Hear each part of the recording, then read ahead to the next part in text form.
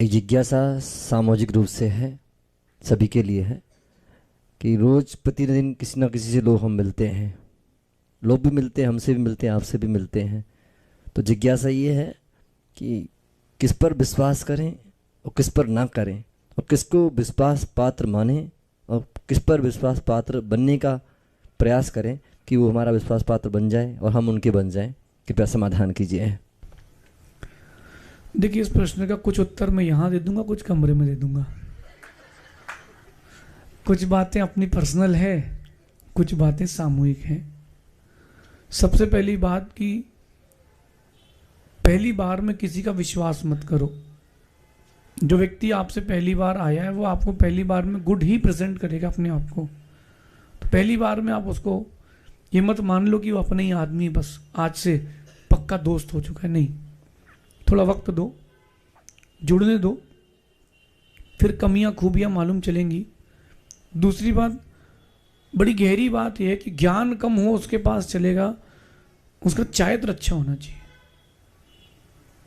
जिसका चारित्र अच्छा होगा, भले ही उसके पास पैसा नहीं हो, सुंदर भी नहीं लगता हो, उसके पास कोई गुण भी ना हो तो भी चलेगा, क्योंकि उसके पास चारित्र है, वो आपको ढाल के चलेगा। तो जिसके पास चारित्र है उससे आकर्षित होना चाहिए, मेरा तो ये मानना। और गुरु जी हमेशा एक बात अपन को कहते थे कि जिसका भोजन और भाषण पवित्र है, कहीं ना कहीं उसके आचरण की पवित्रता की संभावना भी अधिक है। तो ये बात है। बाकी इंसान की पहचान बसने से होती है। थोड़ा सा वक्त दें उसको, उसको जुड़ने के बाद। लेकिन अपन जिस मार्ग में हैं उस मार्ग में तो किसी का भरोसा नहीं कर सकते, क्योंकि आजकल ज़माना ख़राब है। कौन कब क्या स्वार्थ लेकर के आएगा, कोई भरोसा नहीं। आजकल देखो, आपकी कोई बीमार है तो गुरुदेव वीडियो कॉल में आशीर्वाद दे दो, और आपने दे दिया सो स्क्रीन रिकॉर्डिंग कर लेते हैं, फिर बाद में स्टेटस में डालते हैं कि आज गुरुदेव का लाइव आशीर्वाद मिला। ऐसे मूर्ख भक्तों के कारण बाकी सबका नुकसान हो जाता है। और मैं भक्त नहीं कहूँगा, ये कम भक्त हैं, कम भक्त नहीं, कम भक्त हैं। यहाँ ये मूर्ख लोग हैं जो गुरुओं की हंसी करा देते हैं। तो अगर कोई एक बार गलती करे तो बच के। दूसरी बात, एक व्यक्ति अगर आपसे मिलने आ रहा है तो ठीक है, हर बार मांगने आ रहा है तो बच के रहो। और ज़्यादा दुखी हो के आपके पास आ रहा है ना, सो थोड़ा अपन दूर रहो, क्योंकि कहीं उसका दुख अपने अंदर आ गया तो अपन अपना सुख भूल जाएंगे। अपन सारा दुख दर्द छोड़ के सुकून के लिए यहाँ आए हैं, और आपका दर्द हम ले लें तो वो तो कठिन हो जाएगा भाई साहब। ये हो जाएगा कि तुमको बचाते बचाते हम डूब गए सनम। तो ये काम तो नहीं हो सकता भाई साहब।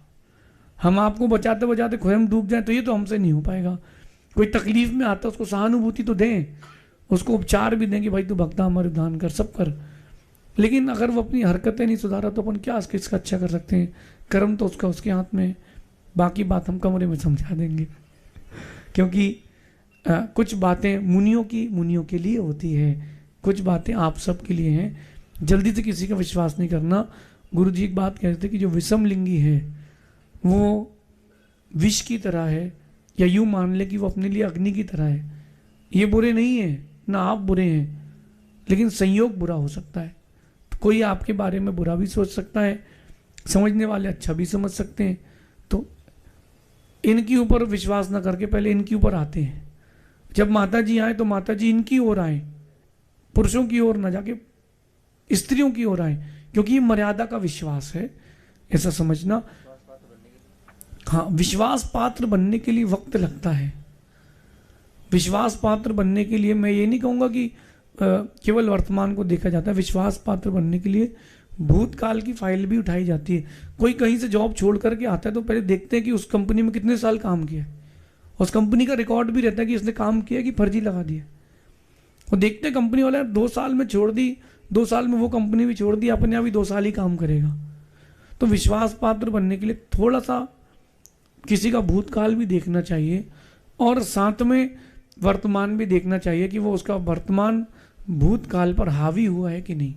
अगर नहीं हुआ है तो थोड़ा सा रुकना चाहिए, क्योंकि कई बार ये होता है कि जहर जल्दी शुद्ध नहीं होता। एक रसायन होता है गंधक रसायन। अगर आपने वो चख लिया तो स्वाद किसी को बता नहीं पाओगे, सीधा जो गति का बंद किया वहाँ पहुँच जाओगे, डाटा समाप्त, गेम ओवर, मारियो। लेकिन अगर आपने उस गंधक को गाय के शुद्ध घी में कांसे की थाली में रख के अगर घिसा है और उसके बाद उसका परीक्षण करते, चखते नहीं है, उसको रख करके अग्नि में रखाते हैं, अगर उसमें से नीली लौ आती मतलब अभी भी जहर है, और शुद्ध हो जाएगा पूरा तो पीली लौ देगा, आधा शुद्ध आधा अशुद्ध होगा तो लाल लौ देगा, ऐसा आयुर्वेद का कथन है। तो ऐसे ही कोई व्यक्ति अगर विश्वास पात्र बनना चाहता है तो थोड़ा सा समय दे करके, क्योंकि जल्दबाजी में अगर विश्वास पात्र बना करके उसको कुछ आपने बता दिया या विद्या दे दी तो वो बड़ी हानिकारक हो जाएगी। गौतम स्वामी कहते हैं कि अगर अयोग्य व्यक्ति को विद्या दे दी है तो 20 प्रकार के असमाधि स्थान है, उसमें से एक वो आपके लिए असमाधि का स्थान भी बन सकता है, ऐसा समझिए। शेष आगे देखेंगे।